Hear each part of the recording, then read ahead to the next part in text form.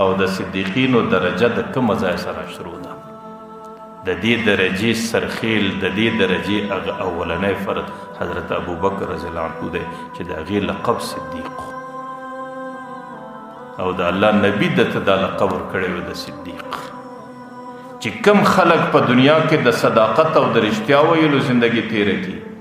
په قیامت کې به هغې ټوله د حضرت ابوبکر رضی الله عنه په ډله کې د صدیقینو در بیرغ لاندې هغې به جنت ته ځان رسوي.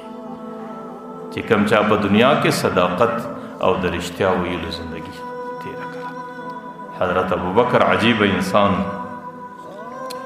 د حضرت ابوبکر رضی الله عنه د صداقت عجیب لحاظ الله تعالی کاوه. البدایه و نهایه کې د حضرت ابوبکر رضی الله عنه د صداقت متعلق یو واقعه را نقل شوې ده. پیغمبر علیه الصلاۃ والسلام یو مدینه منوره کې د یو غزوې طرف ته روانېږي. مسجد نبوي کې صحابه د تورې تیاریږي، قافله برابرېږي او صحابه راځي او د تورې او د قافلې د برابرېدلو ترتیب روان دی. او پیغمبر علیه الصلاۃ والسلام په خپله د قافلې مشرتوب کوي او د یو کفارو د مخ او د معرکې او د مقابلې دپاره قافله ځان رسوي. چې کله عین د قافلې د تیارېدو وخت دی، نو پیغمبر علیه الصلاۃ والسلام ته د انصارو یو بوډۍ راغله. هغه ورته د الله رسوله زه ستا خادم یم، ما پر تا ایمان راوړی دی، زه ستا شاګرد یم، ستا په درس کې همیشه کښېنم، لیکن زما یو بچی دی، زما د ټولې زندګۍ اسره ده او زما د ټوله مستقبل تمه و هغه یو بچی ته ده، زه په دنیا کې بل څه نه لرم. لیکن ای د الله رسوله هغه بچی مې داسې انسان دی چې ټوله ورځ په کور کې په توره باندې ورزش کوي او توره یې زده کوي. چې زه ورته وایم بچی ده دا توره څه به کوې؟ دی راته وایي چې دا توره د دې دپاره یې زده کوم چې په دې به د محمد رسول الله سر قلم کېږي. ورته د الله رسوله بس د هغې دا خبره زما پر زړه باندې ډېره بده ولګېږي. ورته زه ستا شاګرد یم او زه ستا خادم یم، ای د الله رسوله ته دعا وکړه چې الله تعالی زما د دې بچي زړه واړوي، او یو طرف ته د دې بچي بغیر ګزاره نه لرم او بل طرف ته د دې بچي دغه عمل ما ته ډېر سخت تکلیف راکوي. نو ته دعا وکړه چې الله تعالی زما د دې بچي زندگی بدله کړي. پیغمبر علیه الصلاۃ والسلام چې د هغه بوډۍ زنانې اوښکې ولیدلې، د پیغمبر علیه الصلاۃ والسلام دستي دعا وکړه. د پیغمبر علیه الصلاۃ والسلام دعا برای راست د الله د عرش سره لګېدله. چې د پیغمبر علیه السلام دعا روانه سوله، هغه بوډۍ د کور پر طرف را روانه سوه. چې کله کور ته را رسېږي، هغه بچی په مخه ورغلی، تورې په لاس کې ده. هغه مور بچي ته وایي بچی څه کوې؟ ورته ځم د پیغمبر علیه الصلاۃ والسلام پر لاس باندې ایمان راوړم، د هغې په خادمانو کې ځان شمارم. هغه مور برته ورسره راوګرځېدله، هغه بچی در لاس نیولی راوستی پیغمبر علیه الصلاۃ والسلام. پیغمبر علیه الصلاۃ والسلام هغې ته د شهادت د ایمان کلمه وویله. هغه بچی پر هغه ځای په اسلام نوجوان دی، هغې په اسلام مشرف شو. چې کله پیغمبر علیه الصلاۃ والسلام روانېږي، نو هغه بچي یوه تمنا وکړي، د الله رسوله ما په دې غزوه کې در سره شریک کړه، ما ته اجازه وکړه چې زه دې غزوې ته در سره ولاړ شم. چې کله اجازه ورته میلاو شوه، د پیغمبر علیه الصلاۃ والسلام سره غزوې ته راغلی. چونکې نوی ایمان و نوی جذبه وه او نوی ځواني وه او نوی د ایمان سره عشق او مینه وله. چې کله معرکه شروع کېږي، په اولو شهیدانو کې هغه بچی شهید شو. چې کله غزوه ختمه شوه، پیغمبر علیه الصلاۃ والسلام څو ورځې بعد راځي مدینې منورې ته، قافله را رسېږي. څو کسان شهیدان سو، څوک زخمیان سو، څوک څنګه سو. نه د ټلیفونونو زمانه ده چې در مدینې پورې حال را ورسېږي، او نه د رسنیو زمانه ده چې کله د قافلې ژنګولې وژنګېدلې چې د مدینې قافلې را رسېږي، نو د مدینې ټولې زنانې او بچان د خپلو قریبانو دپاره د مدینې غونډیو لوړو ژورو ته راووتو. زنانې د خپلو خاوندانو انتظار کوي، د هغې استقبال ته راوتلي دي. مندې د خپلو بچانو استقبال کوي، د هغې استقبال او مخ ته راوتلي دي، او خوندې د خپلو وروڼو استقبال کوي، هغې ته راوتلي دي. هره زنانه چې هغې له خاوند راورسېږي، خاوند لاس ونسي، خپل بچي ورسره یي، مور بچی در لاس ونسی او بل قریب در لاس ونسی هغه زنان هم د دې خپل بچی په انتظار کې د باندې راوتلې چې کله هغه زنانې ډېر انتظار وکړي مجاهدین تیریږي قافله تیریږي د قافلې پای راژندي سو هغه زنان خپل بچی نه وي په هغه قافله کې پیغمبر علیه السلام راورسېدی زنانه د پیغمبر علیه السلام مخ له په منډه ورغله ورته یا رسول الله ماذا فعل ابني زما بچی سوس مندو لخپل بچان رالو زنانو لخپل خاوندان رالو خوندو لخپل ورونه رالو لیکن زما بچی خو ماته په نظر نه راځي پیغمبر علیه السلام حیران سچوز دی زنان ته څه ووایم ورته مورې ابوبکر در شا را روان دی د ابوبکر څه پوښتنه چې کله پیغمبر علیه السلام د ابوبکر نوم ورته واخیستی پیغمبر علیه السلام تیر سو هغه زنانه د ابوبکر په انتظار کې ودرېد چې کله یو ساعت کې بعد بل صحابي رالی د هغې څه یې پوښتنه وکړه هغې بیا ورته مورې ابوبکر را روان دی د خپل بچي معلومات د ابوبکر څه واخله بل صحابي را تیریږي زنانه بیا پوښتنه کوي هغه بل صحابي ورته مورې د خپل بچي معلومات د ابوبکر څه واخله لږ ګړی بعد حضرت ابوبکر راورسېد هغه زنانه مخ ته ورغله ورته ابوبکر زما بچی مال په نظر نه راځي زما بچی سوس حضرت ابوبکر رضی الله عنه ورته موري پیغمبر علیه السلام مخ ته تیر سو تا د پیغمبر علیه السلام څه ولې پوښتنه نه کوله هغه ورته ابوبکر پیغمبر علیه السلام راټول چې د ابوبکر څه پوښتنه وکړي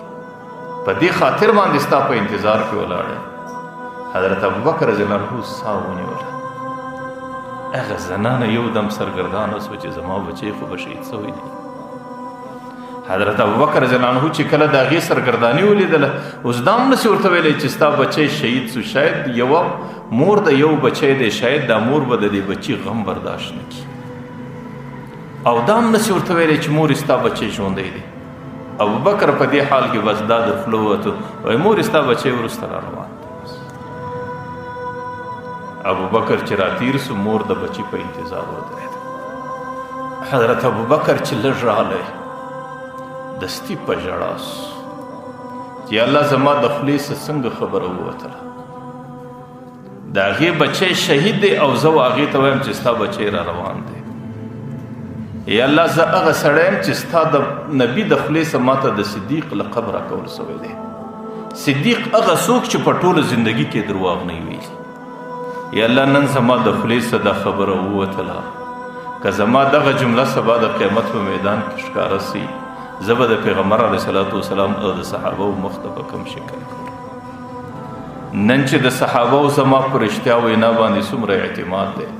او پیغمبر علیه السلام پر ما باندې څومره اعتماد دی او زما څخه خلاف واقع او درواغ خبره د خولې څخه ووتله که سبا زما خبره هلته ښکاره سي زما به کومه رسوایي او شرمندګي ابوبکر په ژړا کې لګیا دی اخر د ځانه سره وی الله که ته د حضرت عیسی علیه السلام دپاره مړي را ژوندي کولی سي حضرت عیسی علیه السلام ته دې دا معجزه ورکړې ده چې هغې به قبر ته ودرېدلی هغې ته به ویل قم باذن الله هغې به راپورته کېدی ورته یا الله زه ستا د محبوب یو غلام یم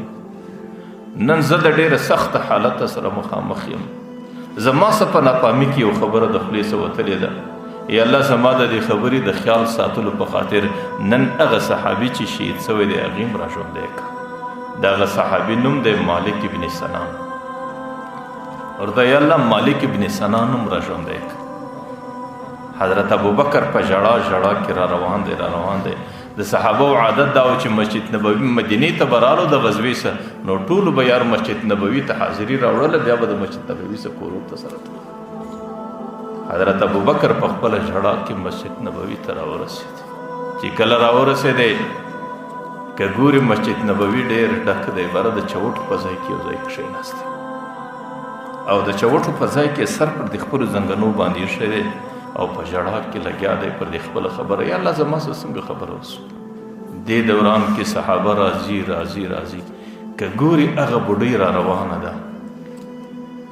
هغه بوډۍ یو ځوان در لاس نیولی دی هغه مالک ابن سنان هغه صحابي دی چې هغه په میدان جنګ شهید سو هغه بوډۍ د خپل بچی در لاس نیولی مسجد نبوي ته راورسېد صحابه کرامو چې ورته وکتل، پیغمبر علیه السلام چې ورته وکتل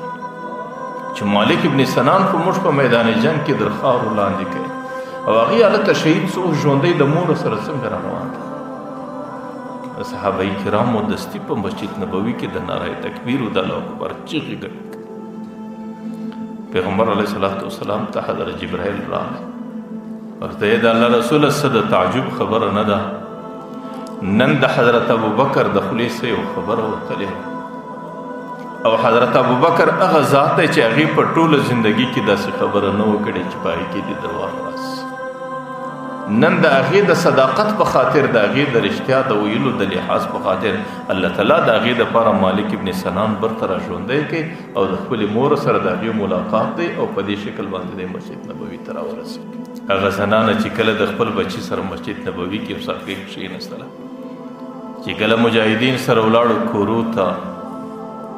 نو هغه زنانې خپل بچی مالک ابن سنان کور ته بوتسي، لیکن چې هر څومره خبرې ورسره کوي دا خبرې نه کوي، چې هر څه خوراکه ورته کښېږدي هغه خوراکه نه خوري. هغې لکه یو سړی چې په خپلو خیالاتو په فکرو کې غرق او ډوب تللی، نه د شي سکه کوي، نه د چا سره خبره کوي، نه چاته ګوري، نه د زندګۍ یو ضرورت پر ځای کوي. هغه زنانه دستي راغله پیغمبر علیه السلام ته، ای د الله رسوله زما په بچي باندې څه سوي دي چې نه خبره کوي نه خوراک کوي، او د زندګۍ چې کم ضروریات دي هغه ضروریات ته بالکل ګوري نه، زما په بچي باندې څه سوي دي. حضرت جبرائیل علیه السلام دستي راغلی. حضرت جبرائیل علیه السلام پیغمبر علیه السلام ته وایي، ورته د الله رسوله دې ځوان د زکندن پر حالت د جنت د حورو دیدار کړی دی، چې کله په میدان جنگ کې دی شهید کېدی، د جنت د حور رالی او د ده پر مخ باندې د جنت دسملونه ورموږل، او د په هغې وخت باندې د جنت د حورو انتظار کړی، دیدار کړی دی چې در څو پورې د جنت حورو ته دا بنده برته ونه رسېږي، در هغې وخته پورې به نه په دنیا کې څه وخوري، نه به د چا سره خبره وکړي، نه به د زندګۍ بل ضرورت ته وګوري. چې کله حضرت جبرائیل علیه السلام پیغمبر علیه السلام ته دا خبره وکړه، نو پیغمبر علیه السلام هغه بوډۍ ته په ډېر اطمیناني او سکوني شکل باندې دا خبره وکړه چې مورې ستا بچی خو شهید و، او ستا بچی د ابوبکر پر ژړا باندې الله برته را ژوندی کوي، او ستا بچي د جنت د زکندر په حالت د جنت د حورو ننداره کړې ده، او د جنت د حورو دیدار او دیدن یې کړی دی، چې در څو پورې د جنت حورو ته نه ورسېږي، در هغې وخته پورې ستا بچی په دنیا کې نور هېڅ نشي کولی. نو بیا د هغې زنانې په اجازه باندې پیغمبر علیه السلام دعا کوي، الله تعالی حضرت مالک ابن سنان ته برته مرګ و شهادت ورکوي، د هغې څه وروسته بیا په جنت البقیع کې پټوي. نو زما مقصود دا دی چې حضرت ابوبکر رضی الله عنه د ټولو صدیقینو سرخیل دی، او حضرت ابوبکر رضی الله عنه هغه صدیق انسان و چې هغې په ټوله زندګي کې درواغ نه وویل،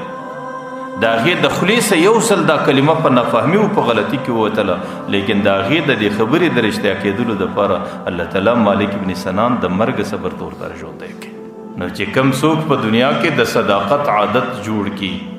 او ژبه رښتیا کړي او په هر حالت کې د رښتیا وینا کوي، بیا خو هغې ته الله تعالی د حضرت ابوبکر معیت او ملګرتیا ور نصیب کوي، بیا خو هغې ته الله تعالی په انسانیت کې د صداقت درجه ورکوي، بیا به د صدیقینو په ډله کې او د صداقت در بیرغ لاندې د حضرت ابوبکر رضی الله عنه په معیت او ملګرتیا کې د جنتونو پورې